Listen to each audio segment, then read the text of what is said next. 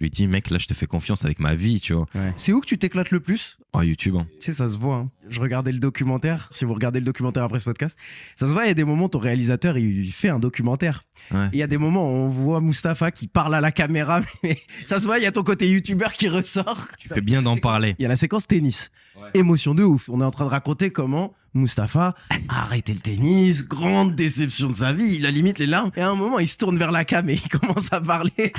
Mais tu sais que ça a été un des plus gros défis que j'ai eu là pour le documentaire.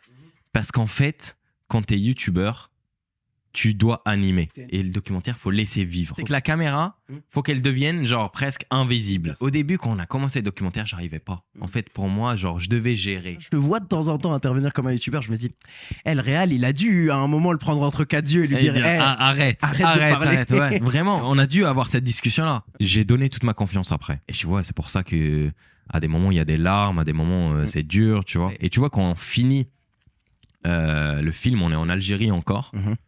Il nous reste 3 jours en Algérie, et tu vois, on se parle et mec,